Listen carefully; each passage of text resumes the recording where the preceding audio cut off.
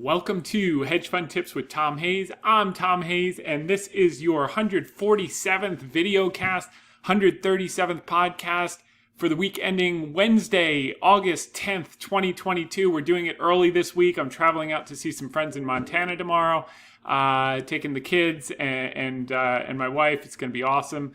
And next week will also be early. It will be on Wednesday because I've got some investors flying in from abroad and meeting up with them. So with that said, I want to kick it off with the media spots. And we've got a lot of great stuff to cover on Cooper Standard. I'm sure you guys are waiting to hear about that. It's been a pretty exciting week. But first off, I would like to thank Charlotte Pesal of the Money Show for having me on. We went into extensive detail about our investing style, about our about special situations, about Cooper Standard, which we're going to embed a clip of that into this video cast because I went into really extensive detail on that.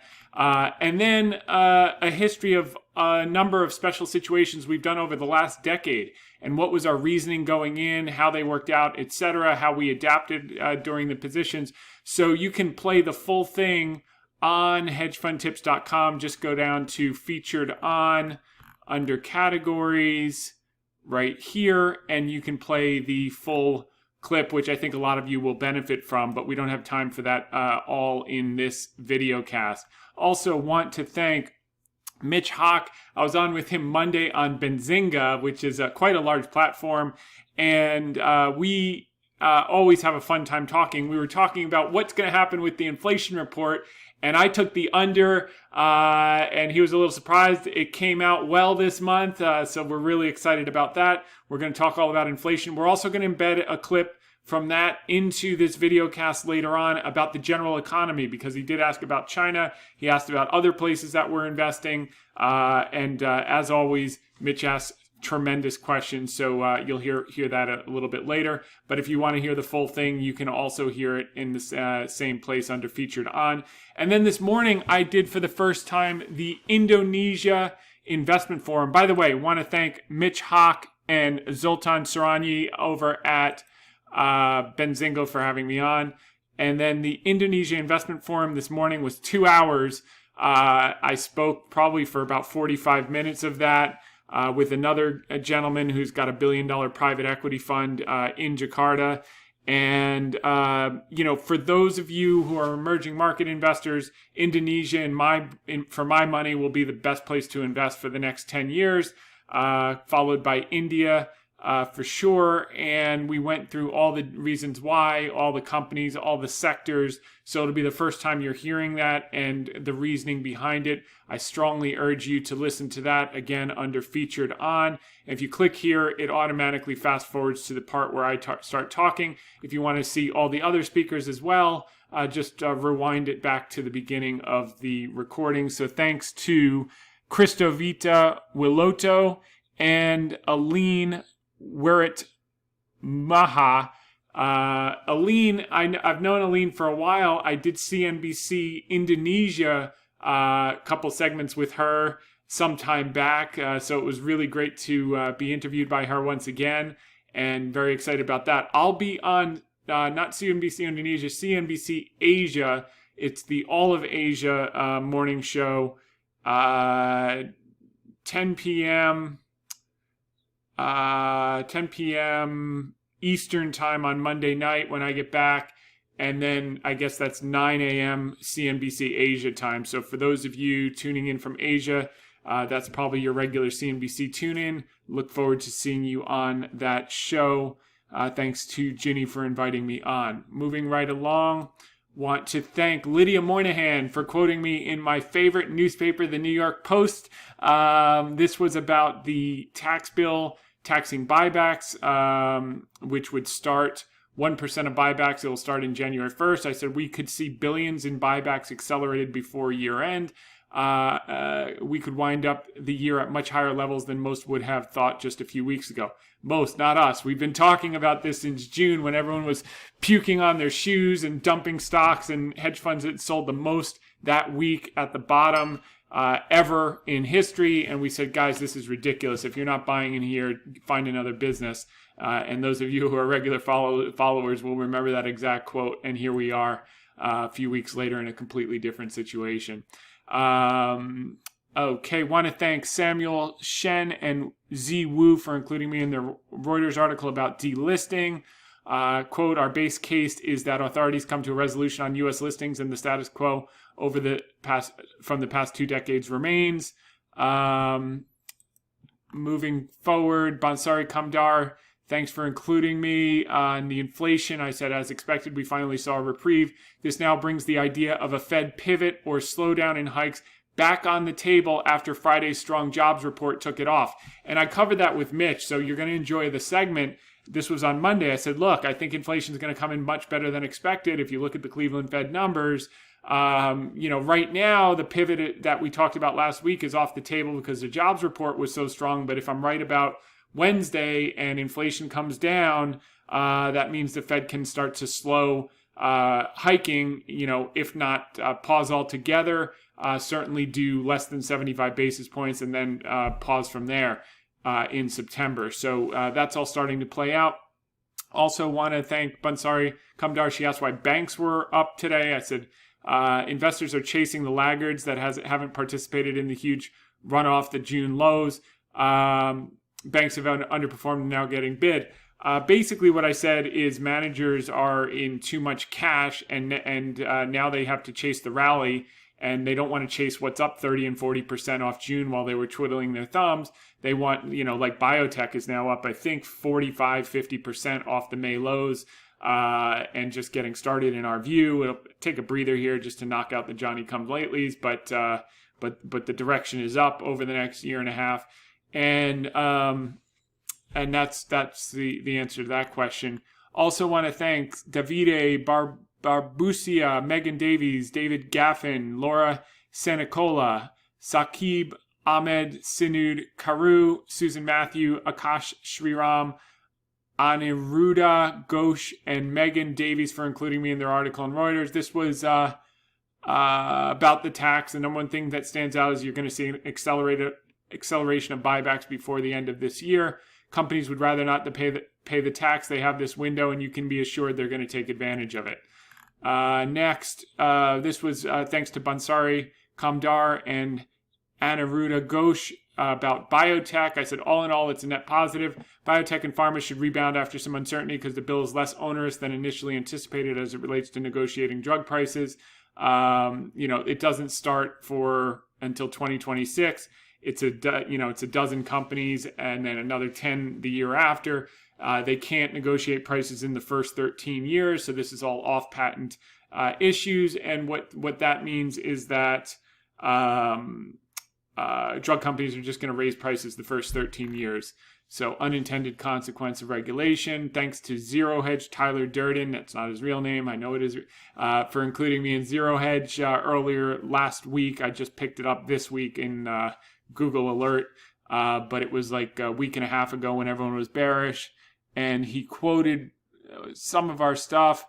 Others, such as Thomas Hayes of Great Hill Capital, no one is positioned for any good news.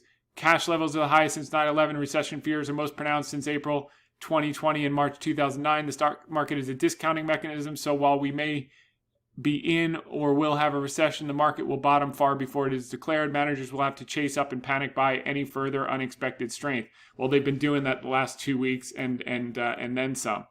Thanks to Bansari Kamdar and Aniruddha Ghosh again.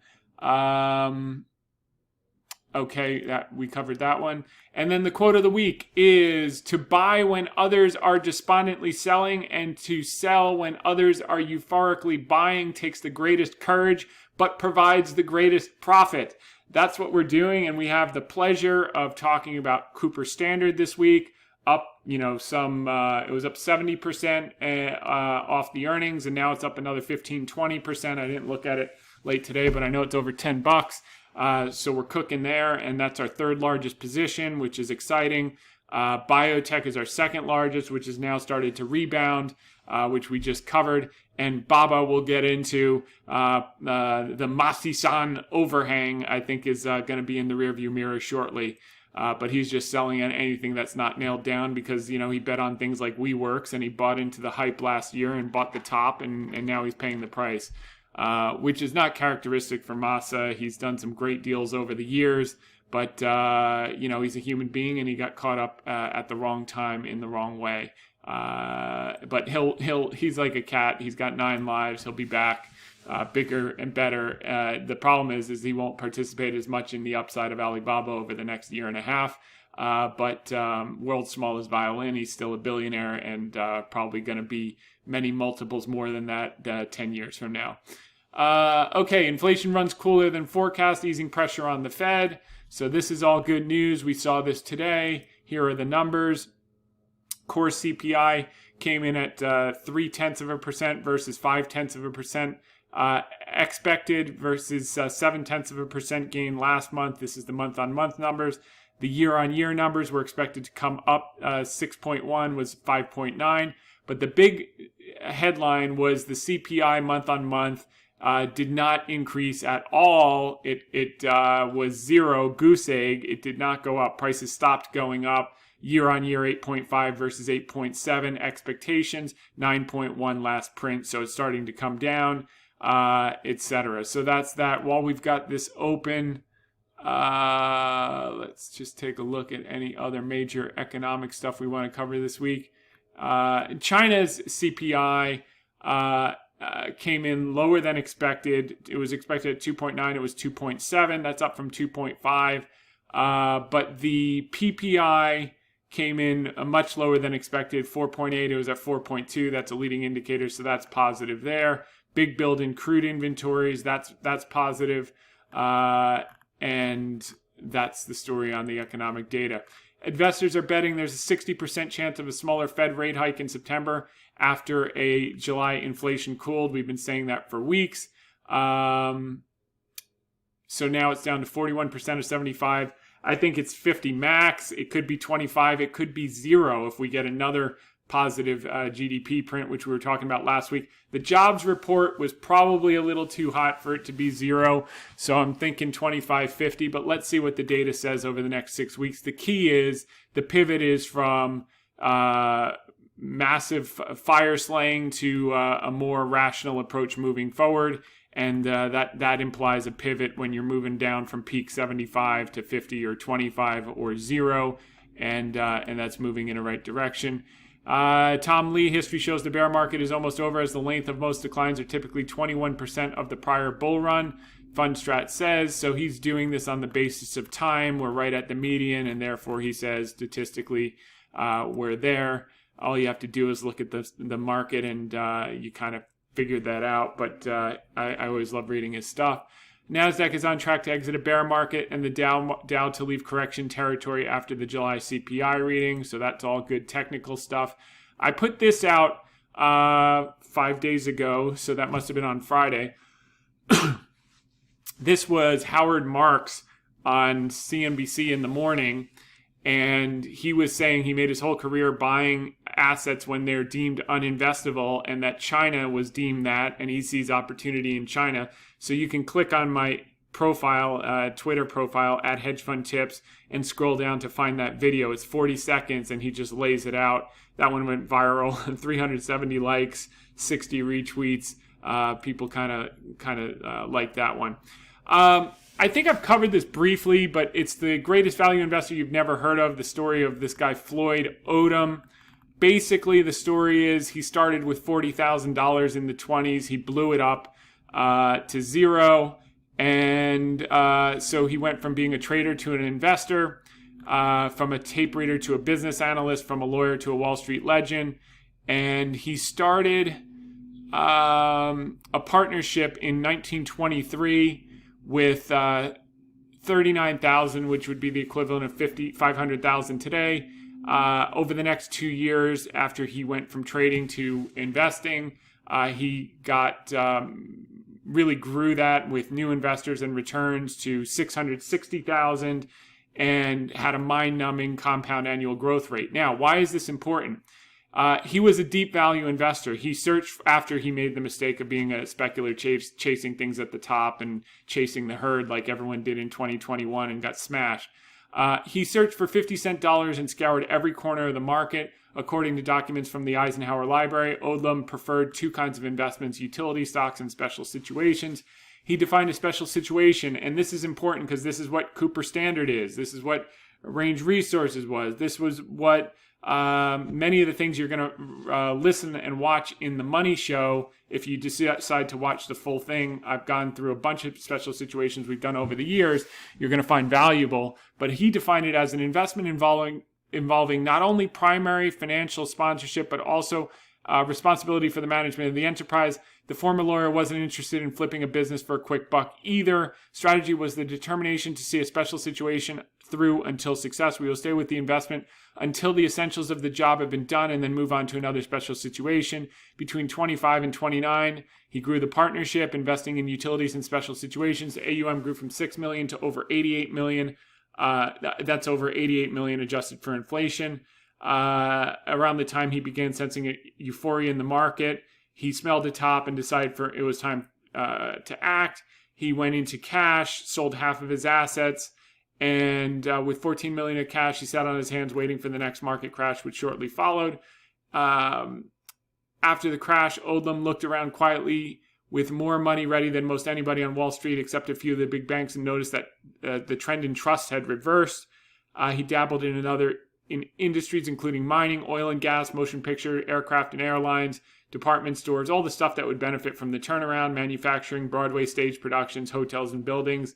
But his bread and butter during the Depression was buying investment trusts. His strategy was simple. He found investment trusts that had fallen so much their stock prices were trading at less than the value of their marketable securities. A good example of this, blah, blah, blah, is okay. He discovered he could buy these trusts, liquidate their assets, and reap large profits for stakeholders. He was buying dollar bills for 60 cents. He milked this strategy for all it's worth. It's not dissimilar to what we did with Wells Fargo, what we did with Exxon, what we're doing right now with Alibaba and Cooper Standard in many senses. This strategy helped him grow his assets to 150 million, 2.2 billion adjusted for inflation. He grew his assets 384,000% in over a decade. That's a 32,000 CAGR for asset growth. That's raising and returns. But it goes to show that all these people chasing up these things when they're breaking out, or when everyone's excited, or when when they've already run up for 10 straight years and they're saying, wow, it's a quality business because they look in the rearview mirror at the financials for 10 years, versus looking at a business that has been misappraised due to short-term exogenous temporary impairments, where you can make many multiples in a short period of time if you're patient and you can deal with the short-term volatility. And that's what we try to do here at Great Hill Capital, and that's what we've done since day one. So boring is beautiful. Be a dumpster diver.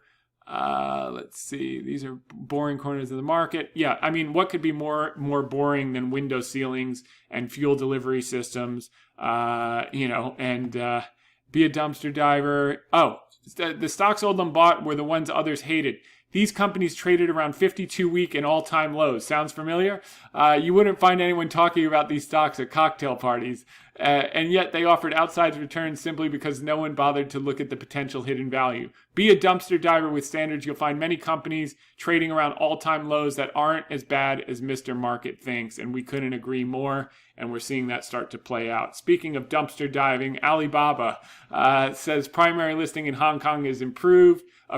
That means by the end of the year, we'll start to get the Stock Connect flows of $20-30 billion like Tencent has had for all these years. I think that will be helpful. The question is, who's smart enough to front run the change? And we've certainly taken advantage of that. So we're very optimistic. The big issue is Masayoshi-san at SoftBank was chasing a bunch of garbage at WeWork and all this stuff during the pandemic excitement, and he was buying all these things up from DoorDash, etc.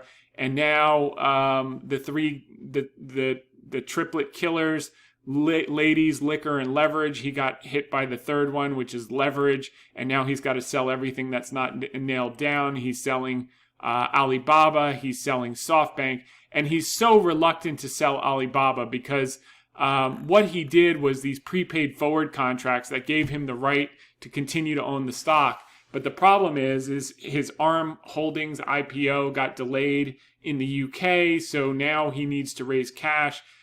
He's still holding on to 14.6% from 23.7% ownership, but those contracts came due, which basically what he was doing was selling in the money call options, and he had to deliver the stock. He thought he was going to be able to buy back the options and keep the stock, and he got screwed. So he needs the money. He has no choice. That's the problem. When you trade in leverage, is you have to sell your gems as a source of funds when the leverage goes against you. So that's why we avoid leverage, and we suggest that you do as well. And that's why you've never seen Buffett panic selling out of his biggest positions in 7-8 decades, because he never fell into that trap that Masayoshi-san did. Masi said he was ashamed. He should be, but he'll be back, and he'll be back bigger, better, and stronger. He's a smart guy. He just got caught up in the frenzy. When people are throwing free money at you, it's hard to say no. And but I can be pretty sure that the next time that happens, he won't be taking it. So, okay. Brendan Ahern does a good job explaining this. He's the guy who runs KWeb. He says that basically SoftBank wrote or sold an in-the-money call to investment banks, allowing the company to collect the proceeds and book a $34 billion gain. The banks would hedge themselves as they effectively sold the shares in the market. The key is that SoftBank said they wouldn't do this again, alleviating the risk of more shares being sold, i.e. an overhang on the stock. So while everyone thinks the sales are coming, it looks like these are settling out now, and he's down to 14.6% from 23.7%, and that could explain the weakness in the past 3 months. The banks hedging out and selling the stock against the options that were out there. This is similar but different to what's happening in Tencent, as Prosus keeps selling their shares, but they've given no guidance on when it will end. Prosus owns a bunch of Tencent. They're selling the Tencent shares to buy back their own stock. Probably a dumb idea. I think Tencent's a much better business than Prosus. But leaving that aside, that's the overhang, and it's an unlimited overhang as it relates to Tencent. Whereas with Alibaba, it's quantified, and it may in fact be in the rear view mirror unless more of Masa's stuff blows up. But that's just why it's like, why isn't the stock going up? Well, there's your answer. So it's given us a couple more opportunities to increase size. But at some point that ends, and when these things turn, they come all at once, just like we saw with Cooper Standard and like we're seeing with biotech. Biden cautious on China tariffs after Pelosi trip. So, Pelosi did her final hoorah, created a lot of trouble, but that's now going to limit what they can do on tariffs and curbing inflation ahead of the election. So we'll see if they go ahead and do it anyway, but Pelosi certainly didn't help on that front. The bull market in biotech is still going strong. I find this comical because, a few weeks ago, you couldn't give away biotech stocks. Now they're calling it a bull market because it's up 50% off the lows.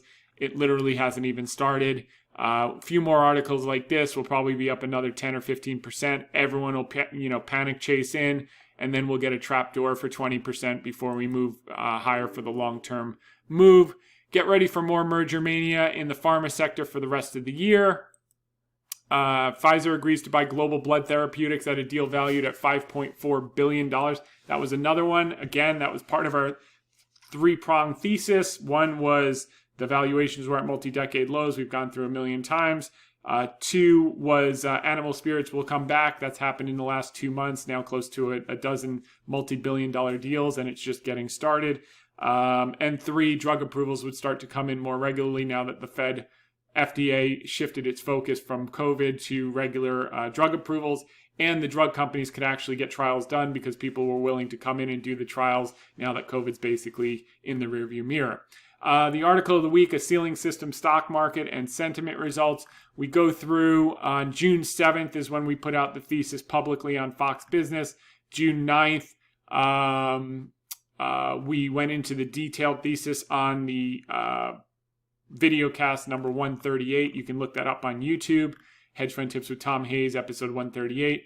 The stock is now up 83.41 since reporting last Thursday. I think it's up another, call it 90% today. I think it was at 1050 today or something like that. So this thing is just taken off. And we go through all of this. You know, the other thing that we said, we put this out on Twitter after the big rally on Friday. I said we had a great start on Friday. None of the catalysts outlined in our thesis are manifested yet. The two big catalysts being the refinancing and the chips flowing in aggressively. They're starting to flow in as of the last 4 weeks of Q2 and have continued through July. So that's all good news. This is a long-term play for us, and one that we should continue to expect both upside volatility like we saw on Friday and downside volatility. And I go into this in the segment I'm going to put on in just a minute. And also with Mitch Hawk, we go through all of these deals. Number 1 in sealing systems, 2 in fuel and brake delivery, 3 in fluid transfer, etc. We go through the semiconductors, we go through the industry trends, we go through the credit markets, we go through their capital structure and some of the guidance from management on the earnings call. In terms of our balance sheet last month, we announced that we hired Goldman Sachs as our financial advisor to assist us in the process of refinancing a portion of our debt, and that process is ongoing. We are in discussions with certain investors, and we believe the actions we have taken to improve our financial performance and maintain the liquidity will allow us to get the refinancing done. Beyond that, we can't provide any further details at the time, which implies they're in deep discussions, which is good, because if that catalyst happens, you got a $20, $25 stock, and then you just sit tight for 3 or 5 years until they get back to normalized EBITDA. Their guidance is still 9% CAGR on the top line, which implies $3.4 billion of revenues in 2025 at double-digit EBITDA, 10% EBITDA margin. You're looking at $340 million of EBITDA, probably a lot more. $8 to $9 a share in EPS at a 10 to 20 times multiple. So serious multi-bagger. You need only look back to 2016 to 2017 when they were doing 3.4 billion top line. They had about 400 to 450 million of EBITDA, much greater than 10% EBITDA margins, and was earning about $7.75 to $8 a share and traded up to $146. So stocks don't revert to the mean, just as they overshoot in despondency on the downside, $3.66 a couple of months ago. They overshoot in euphoria on the upside, $146 in 2018. So going to sentiment here before we move on to the first clip. The fear and greed was neutral this week, and the active investment managers were only up to 55% equity, so they still have to chase continued good news, and that's why you see this rip your face off rally today. Managers don't know what to do. They've been sitting on their hands since June, not believing it after they sold in the hole, and now they are in trouble, and they're trying to buy the laggards to try to salvage anything of a year after missing the whole thing. It's unfortunately they weren't on our podcast VideoCast distribution list. So pass it on to them, and we'll be happy to do our best each week. No one gets everything right, but we think we've navigated this pretty decently in the last couple of months. So with that aside, we're going to turn now to the detailed explanation and update on Cooper Standard from the Money Show. It's only a segment of what I did on the Money Show. If you want the whole thing, you know where to find that. And then we'll be back shortly. The first kind of benefiting from extreme play we're going to talk about is a current one. Historically, I've talked about ones that we've done over the years. We're going to start with one that we're in right now that's just getting started. And then we'll go through some of the historic so you can get a sense of how we think about things. But Cooper Standard is a microcap now company. It's a leverage play on the automotive semiconductor recovery and the high yield credit markets reopening. If you note here, you can see that basically the credit markets closed over the summer in July. So in January, all these banks were doing LBO deals. Now they're stuck with $80 billion of debt as the credit market seized up. That's the bad news. The good news is this part is the most important chart in the markets right now. High yield credit spreads have been coming in dramatically in the last 3 or 4 weeks, probably about 120, 125 basis points now. We think this trend will persist into the fall. The credit markets will reopen. And in the case of Cooper Standard, They've got $320 million due at the end of next year. They will be able to refinance that, in our view, and in the view of management, which had their earnings call on Friday. Their call on Friday, they reported earnings on Thursday, which we're going to talk about. But the idea emanated from Charlie Munger's purchase of Tenneco during 2021 to 2023. And what he said in an interview was for the Daily Journal, which he owns. He said, "I've read Barron's for 50 years, the famous publication.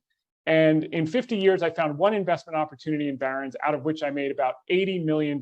He put about $10 million in for almost no risk. I took the $80 million profit and gave it to Lilu, who turned it into $400 or $500 million. So I've made $400 or $500 million out of reading Barron's for 50 years and following one idea. I didn't have a lot of ideas. I find that I don't find them that easily, but I pounce on them when I do."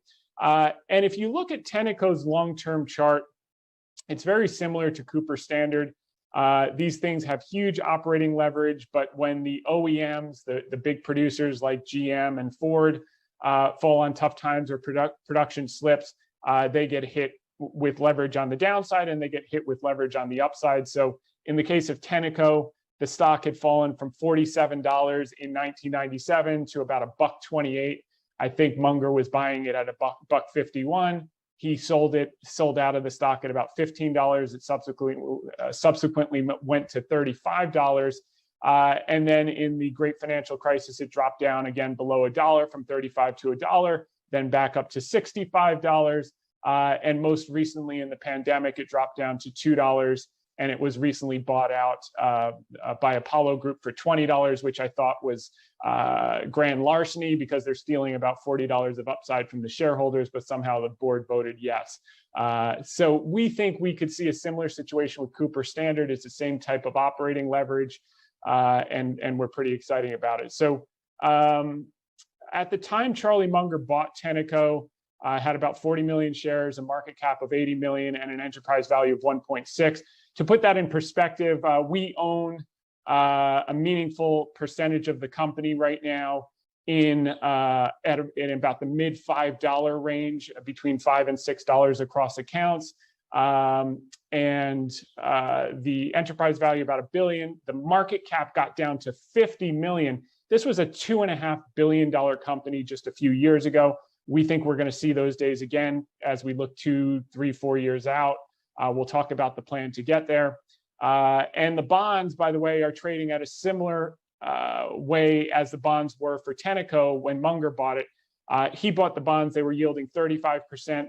When we started buying the equity, the bonds were at, the unsecured bonds were at trading at about 40 cents on the dollar. Now they're up to about 50, I think 51, 54 spread. The senior secured are trading at a premium to par.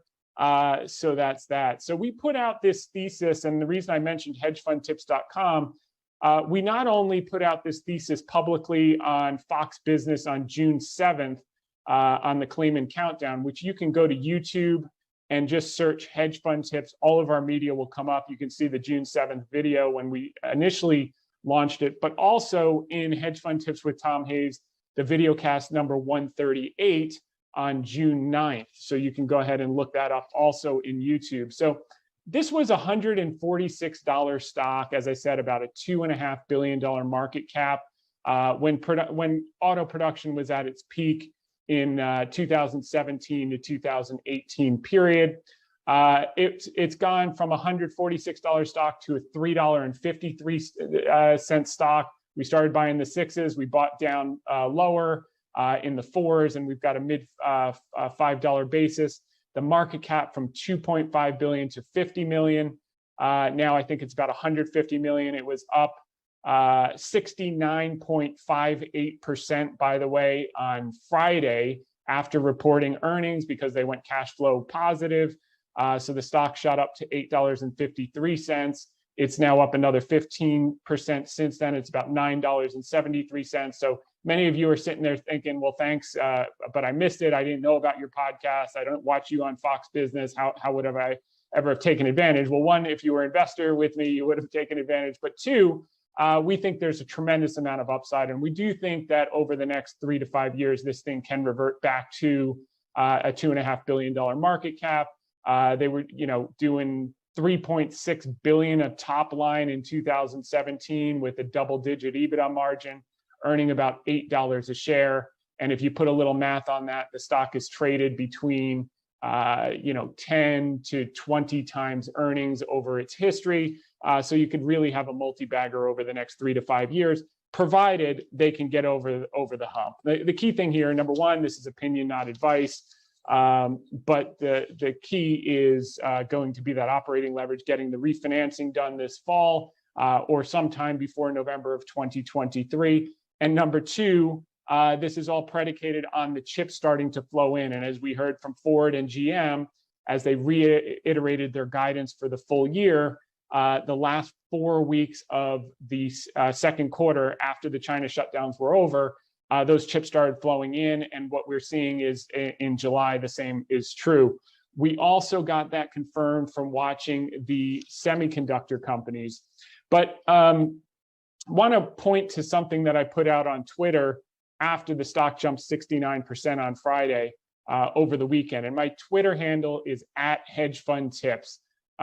You can look it up. And I said, with CPS up 69.5% today, many have reached out asking me for the original thesis I published in June on the VideoCast. You can find it here. As I said, that was episode 138. One thing to keep in mind on CPS, while we had a great start on Friday, none of the catalysts outlined in our original thesis have manifested yet. So one would be the refinancing gets done, the credit markets open, they're loosening up, right? Credit markets are loosening up, but they're not fully open yet. And two is those chips continue to come and the production continues to come from their big customers like Ford, like GM, which they both guided in their earnings call that they were affirming full year production guidance despite the huge setback in Q2.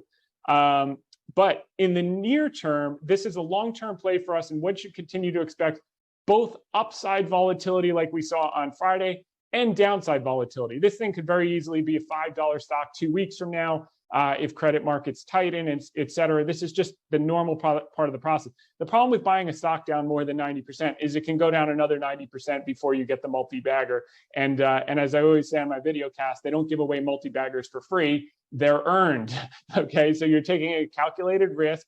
It can certainly be a donut hole, but this is what we specialize in, dealing with these situations when the baby's getting thrown out with the bathwater. No one can see a light at the end of the tunnel. But the fact of the matter is the demand is pent up for the last 2 years with the OEMs, and we're starting to see. Take a look here at domestic auto inventories. This is not just at low levels. This is at historically low levels, worse than the great financial crisis, worse than Munger bought Tenneco here. But you can see this is a regular cycle. So this is the estimated worldwide motor vehicle production from 2000 to last year. You can see the dip here when Munger bought Tenneco. You can see it during the great financial crisis. You can see it during the great pandemic. And it's just a regular pattern. It dips and then it recovers. It dips and then it recovers.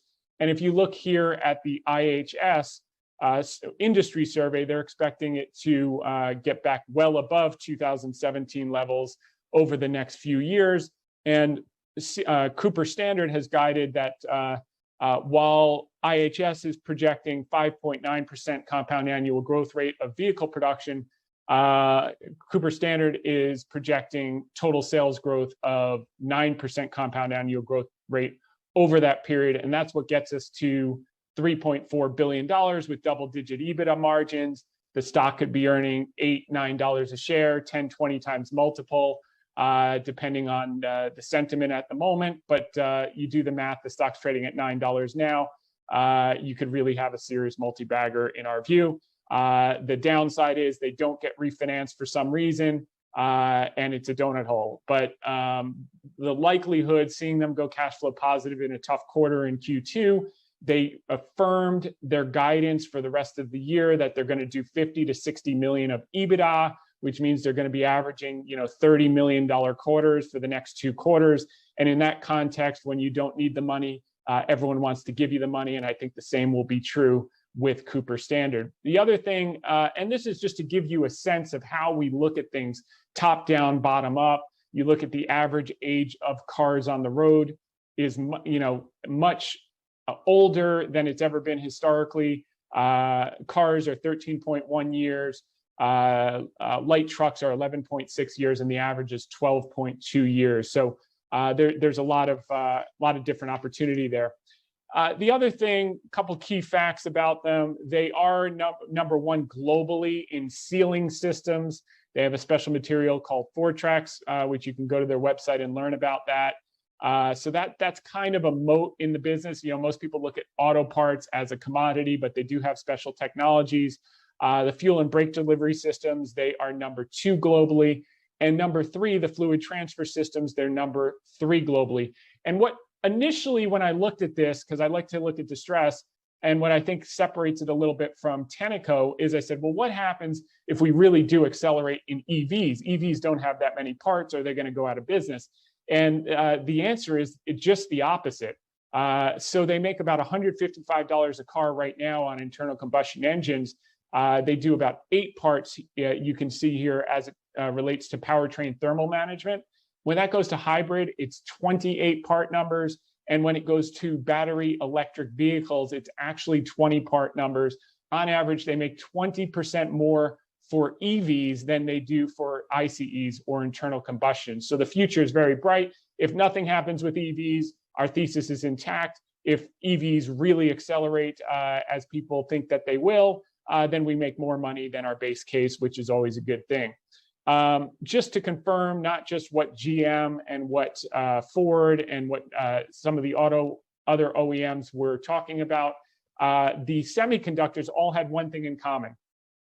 Consumer demand for electronics and PCs has gone down. For video gaming, we saw from NVIDIA recently, has gone down. For handsets, has gone down. But guess what's gone up through the roof is auto semiconductor demand is 2-year backlog, and industrial and Internet of Things demand has gone up. And as a result, while all these companies guided down on their electronics business, they guided up on their auto chip business. So Taiwan Semiconductor was up 14% year on year in spite of the China shutdown. NXPI auto chip business up 36% year on year. These companies just reported. Texas Instrument auto chips rose by 20% year on year. Qualcomm chips grew by 38%. And why that's important to Cooper Standard is it means the chips are finally getting produced because some of that excess capacity from the slack demand on consumer electronics is now being allocated to auto chips. Some of the double orders are being canceled, and the chips are actually getting to the OEMs.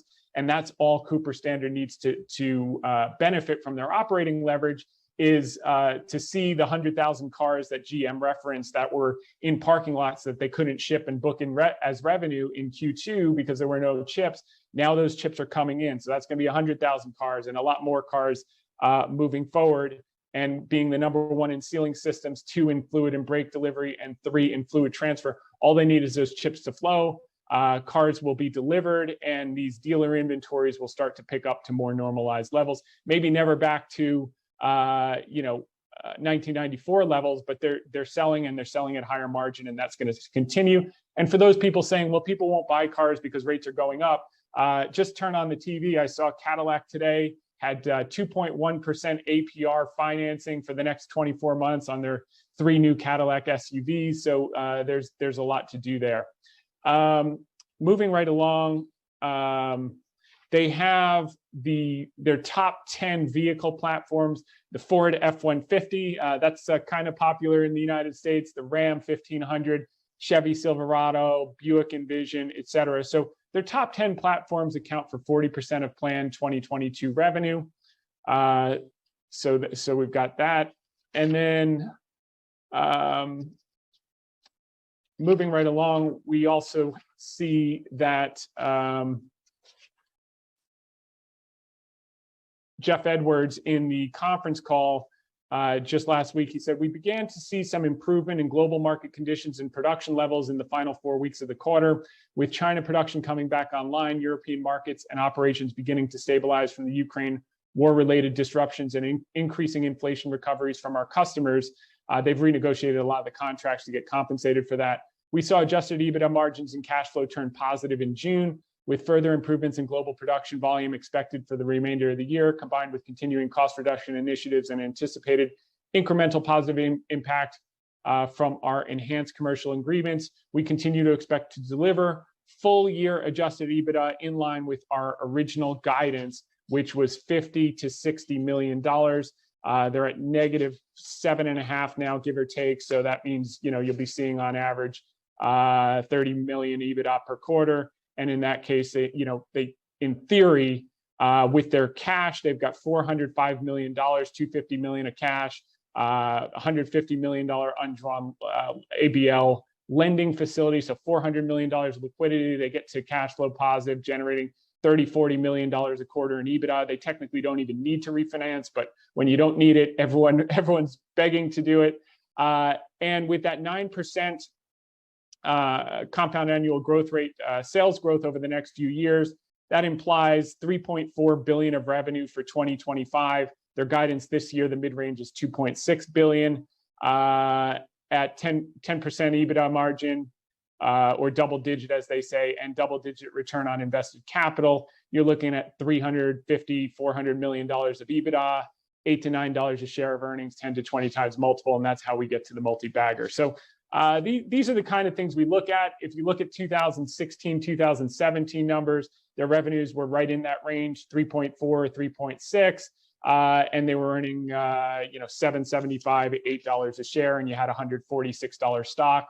Why? Because things never revert to the mean. Just as the stock should have never hit $3.50 in complete sentiment despondency, there's no basis for it ever trading at that level. There's no basis for it ever trading at $146. But just as we're seeing currently overshoots on the downside of late, we will see overshoots on the upside as we look 3 to 5 years out. And that can be a tremendous opportunity. So that's our current one, and that's we find is always most interesting to people. Okay, well, now that you've heard that, we're going to flip over to our discussion on the general market outlook with Mitch. This was on Monday, 2 days before the inflation prints. Check it out here. All right, let's go ahead. Let's bring on Thomas Hayes. How we doing? Welcome back. It's good Doing great, Mitch. Glad to be here, Mitch. Thanks for having me. Yeah, excited. I just saw something hit the tape, so might as well just ask you about what do you think about it, Thomas? So I just saw right now Boeing's Dreamliner's deliveries to resume in the coming days. It's, of course, coming from the FAA. How do you feel this will affect Boeing? I know we've had some recent delivery mentions, but it seems like this is a really good outlook for Boeing here. Yeah, I love this type of headline, Mitch, because Boeing has been a chronic disappointer for the last year and a half. I mean, it's just been tape bomb after tape bomb, mismanagement after mismanagement. And what I like about the stock here, Mitch, is the fact that no one's paying attention to it anymore. Everyone's been burned on Boeing. They've given up on the stock.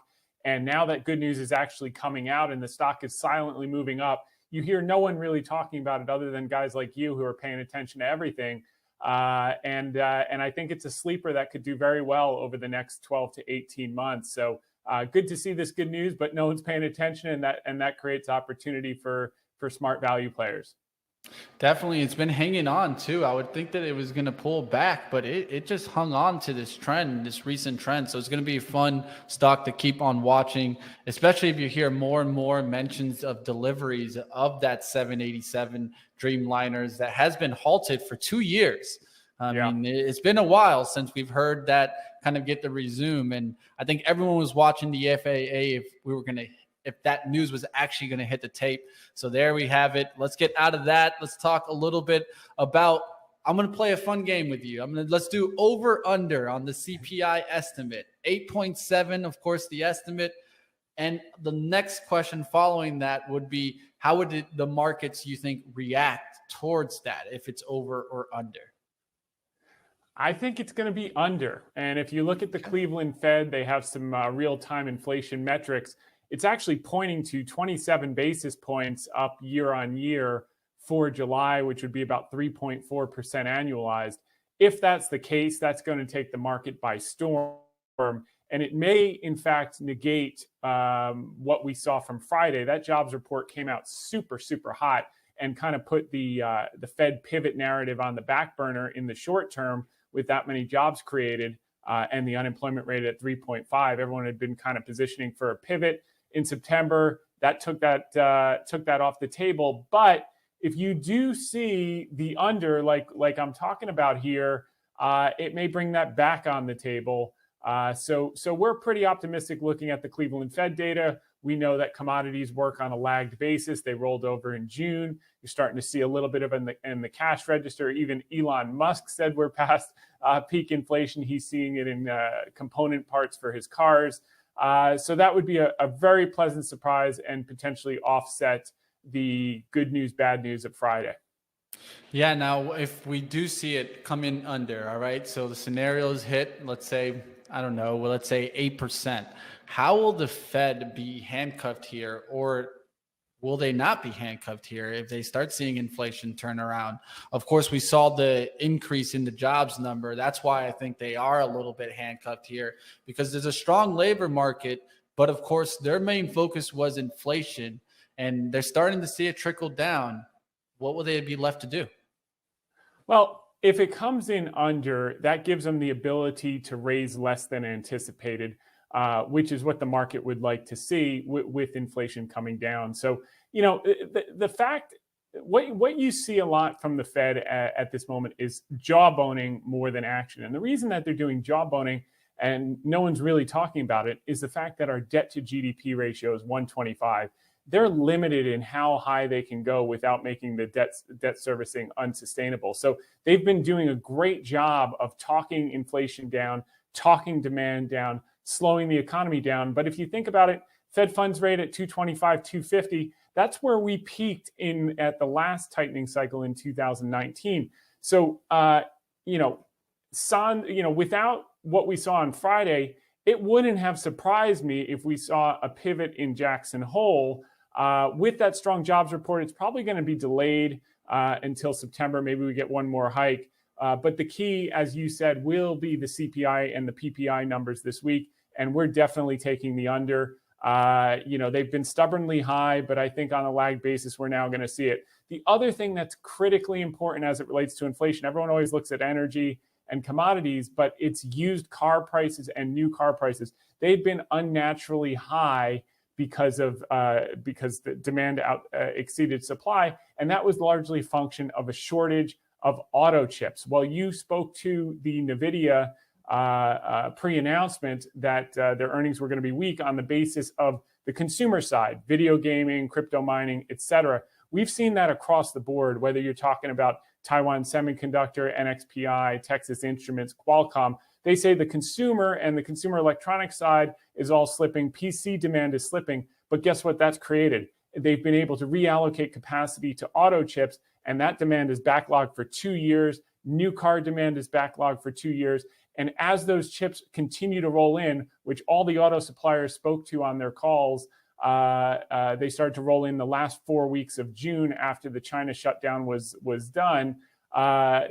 Ford maintained their full year production guidance and earnings guidance. GM maintained their full year production guidance despite having such a horrible Q2. So as those chips roll in and you see the massive new car production and those 100,000 cars that GM couldn't get off the lot because they didn't have chips now getting onto the lot, that's going to bring down used car prices dramatically as a glut of new cars come online, and that's going to bring down inflation dramatically. So I'm less worried about inflation than most, albeit we just passed a big spending bill in the Senate. I know it's called tax and spending, but we know what it actually is. So the market's kind of trying to digest that if that gets passed in the House, which it likely will. But all in all, inflation, I think, certainly has peaked, and it would be nice to see it show up in the numbers this month, optimistically, and certainly by next month on a lag basis. But I'm definitely going to take the under. All right. Now, what opportunities are you seeing arising from the passing of the Climate Inflation Reduction Act? Is there any opportunities that are rising? I know that JP Morgan coming out with that call on First Solar about potential 20% upside. Do you see any opportunities coming out of this bill? Well, I think the buybacks are going to be accelerated. I think companies are going to now They've got record cash on the balance sheets. They're going to now look to the tax kicking in 2023, and all the buybacks they have slated in their authorizations for 2022 and 2023. I think we're going to see a lot of that accelerated into the end of 2022 so they can do it without the tax, and that's going to create a natural bid for the market. I think the other thing you saw today on the news was biotech was up big this morning. It's cooled with the market since, but it's still positive on the day. And people were scared about this drug pricing provision. And the good news is it's less punitive than anticipated in that it doesn't go into effect till 2026. It only goes into effect on a small number of drugs starting 4 years from now, and on no drugs in the first 13 years. So it's only off-patent drugs that this could potentially affect 4 years out. And I think the drug stocks and the biotech stocks got bid, and they've continued to follow through. I know we've been on your show many times since May, which was the lows, saying biotech, biotech, biotech. Well, now you've got the XBI some 40% off the lows since June. And we think if you look out over the next year and a half plus, it's just the beginning. You've seen animal spirits with a lot of deals, even one deal announced this morning, Pfizer buying Global Blood Therapeutics this morning, another multi-billion-dollar deal. That's, we're approaching a couple of dozen, and just in the last 2 months, animal spirits are back. A lot of drug approvals now coming through the pipe as the FDA takes its focus off of COVID and puts it back on drug approvals. The trials are back in effect now with people willing to participate in the trials. So those are some things we look at. But back to the point about auto suppliers, which I know we've talked about on your show as well, this was wholly dependent on the chips coming in because the demand for new cars has been pent up now for a year and a half. They just haven't been able to supply it. I think there's going to be a huge opportunity in our third largest holding, which we may have mentioned with you in the past month or so, was Cooper Standard. They reported on Friday they were up 69.83% on Friday. That's a long-term play. The reason it was so beaten down was they've got some debt they have to refinance before the end of the year, which we think that'll get done. Management said as much on Friday's call. And that stock has followed through today, which was nice to see after such a big move on Friday. But if you look out 3 to 5 years as they get back to normalized EBITDA, this could be a many multi-bagger in our view. Something definitely I want to keep an eye out is how that reports on the CPI. And so I'll keep watching exactly what you're mentioning there. Do we start seeing that shift? And will we start seeing some kind of new sales really start getting off the line? Because a lot of that issue has just been, like you said, not having the chips. And now if we are going to get that kind of push in the chips because, of course, the turning away from the gaming, that could definitely drive some of these stocks. Now, one area that I have to ask you in is, of course, is oil. Are you bullish or bearish oil stocks from here? It's been a tough call. I would like to see how you look at it. Yeah, well, we were pound the table bulls on oil stocks in 2020. We sold them off earlier this year in the Russia war strength, and maybe a couple of months too early, but that was a huge trade for us over a year and a half. Made a lot of money there. And now looking forward, we've been less interested. We said the trapdoor was going to open sometime in the middle of the year. All these people chasing oil who hated it in 2020, loved it in 2022 when it was at the top. The trapdoor was coming, and sure enough, it is. And the trapdoor has knocked a lot of wind out of these stocks. So I'm not an aggressive buyer. The other thing that no one's really paying attention to is the rig count. That rig count now is 670 or so, 674. I'm sorry, 764. That's down from 790 pre-pandemic, but it's up from 244 at the pandemic trough. So that is a big factor that while everyone's looking to beg Saudi Arabia to pump more oil, we've got a lot coming online in the United States, and I don't think people are fully accounting for that moving forward. So I'd say I'm agnostic here. I don't chase things that are up. I buy things when they're out of favor, and then I wait for everyone to get interested in them, and I lay it off. So we just do that over and over. Talk to me about some things that no one loves, and I'm interested. There you go. There you guys have it. Something to keep on watch, the U.S. rig count. I appreciate you, like always, Thomas, bringing a little bit of extra. Now, the last thing I'll leave you off to is there any kind of plays that you're watching to kind of continue moving? Is there any opportunities you like right now? Yeah, I certainly think you want to keep your eyes on the auto suppliers. Now that the chips are coming in, they make their money when OEMs, Ford, GM, et cetera, ship cars. And now that they're going to start shipping like crazy with the chips coming in, the auto suppliers have huge operating leverage. They've been kind of in the bullpen. Now they're on the mound and they're going to start throwing strikes left and right. Pay attention there. Biotech is going to continue to follow through. And I know, China tech, I'm like a broken record. It hasn't worked yet, but that's going to be a trade. The number one thing you need to see if you're skeptical about China tech, just watch the US dollar. If you do nothing else, if that US dollar continues to weaken into year end, you want to be in emerging markets, and China is the heaviest weight in emerging markets. So if you don't like China, just wait tight until you see that dollar start to crack, and that'll be your signal to maybe get some exposure. All right, we'll see what happens. I know a lot of people are thinking about China, but probably in another sense. They're thinking about worrying here, and you're completely giving us another side to keep an eye out. Appreciate that. Like always, Thomas Hayes here, chairman and managing member of Capitol Hill. We'll definitely have you back on. Thanks so much, Mitch. Okay, and to wrap it up, we're going to take a look at earnings. While everyone was calling for a 20% revision in earnings, we've had just about a 2% revision in earnings, down to about 245 for 2023 versus 250 just a few weeks ago. And yeah, 244.93 and 227 for this year, down from 230. So the rumors of the death of equities were greatly exaggerated. And now we'll just go through a couple Ask Me Anything questions and wrap it up until next week. Kashganja asked, Tom, did your view on Intel change after the earnings and outlook they gave? Greetings, Bart. No, absolutely not. We could care less what happens in the next 3 quarters. We're playing the 3 to 5 year turnaround. We think this is an $80, $90 stock over the next few years. Not our best idea. It's a tiny position for us, but we like it and we want to participate. Okay, Jason Patel. Tom, huge fan of your content, thinking about various investments, especially in China. I too am very bullish on China and coming out of a cycle bottom here in the near term. Tailwind to QA. Two questions if you're willing to share any sentiment and thoughts. I'm a novice. Okay. So is additional QE from China contingent upon Federal Reserve and European Central Bank getting through their QT, or at least the majority of it? No. When I bring up China investment thesis, some of which are in the hedge fund, India pops up in the discussion. What do you think? Well, I said that you should listen to the Indonesia Investment Conference. I think Indonesia and India are going to be the 2 best investment opportunities in emerging markets for the next 10 years, the fastest growth in terms of like broad buying countries, buying companies. We love Alibaba. We think that's going to be a monster.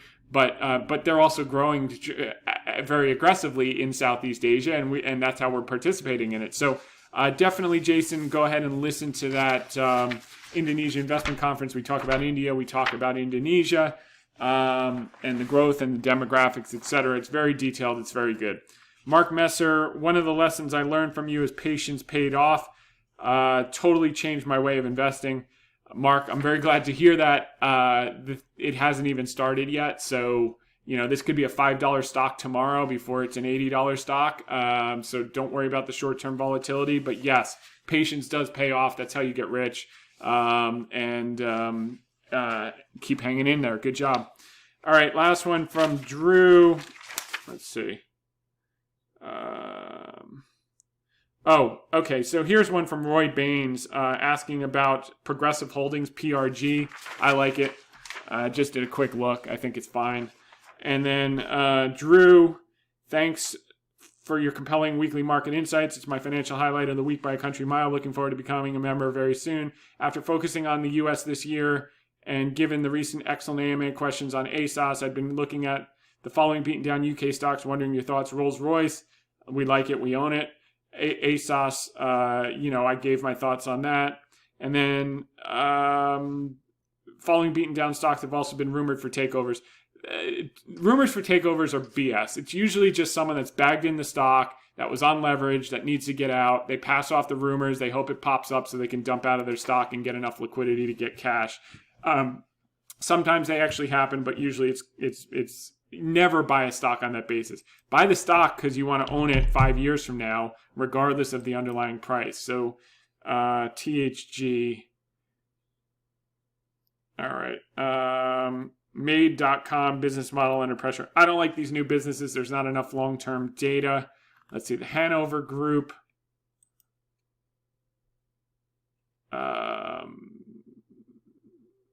It looks like Progressive actually, so it's fine.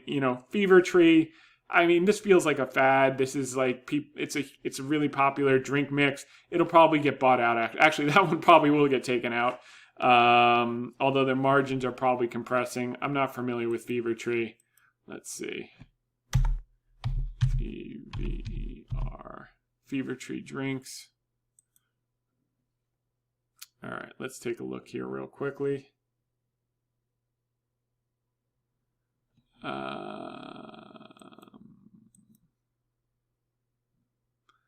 That's interesting. Let's see what's happening with the financials.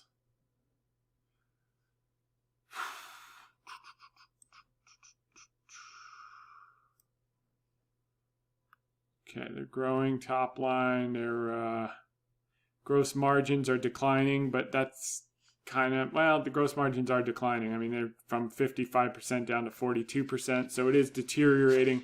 That's probably obviously already priced in. Net income has been flat. That's probably priced in. So I think this is kind of a bet. Let's see. Return on assets, return on capital. It's halved. It was generating 40% return on capital. It's now at 20%. Return on equity, it's also halved. So, it's a deteriorating business. Let me just see here if their revenues are growing. I mean, their revenues are still growing. I mean, this is one of those, if you want to take a punt, maybe you get a double, maybe you get a takeout. You'd really have to drill down and understand, is the business deteriorating because it's a fad that's over and there are new replacements for these drink mixers? Or is it just because of leftover COVID that the volume hasn't ramped up yet? But, you didn't see that with Diageo. You didn't see it with Constellation. I mean, those things crushed it during COVID. So why is this thing lagging? And you'd have to drill down and do a lot of work. The thing about these podcasts is I'm generally not going to do the work for you. I'm going to point you in the direction of how to think. And if you've watched this long enough, which I know Drew has, and he's been a great and awesome supporter over the months and years, you should be able to drill down and start to do some of this work yourself. Read and listen to all the conference calls for the last 3 or 4 years, pull the financial documents, read the annual reports, and treat it like a business. If you were going to buy a private business, what level of due diligence would you want to do before you put your hard-earned capital into owning a piece of that business and moving forward? So I think you're on to something here. I think you've got a knack. I think you just got to drill down on a couple of these. I'll take a quick look at Made.com. My guess is that it's going to be a newer business, and I'm just going to pass on it out of hand because there's not enough financial data. But let's see what the facts are. Yeah, I mean, this is a 3-year-old business. They're growing revenues. Let's see. Gross margins are declining a little bit, but pretty high. Losing money. Negative EBITDA. Yeah, this is not my cup of tea. I mean, I don't like these type of business. This is just a finger in the wind, hope for the best. Is it going to grow? I don't see what's around corners. I bet on sure things largely, and sometimes there's some exceptions, but this would not be one of them for me.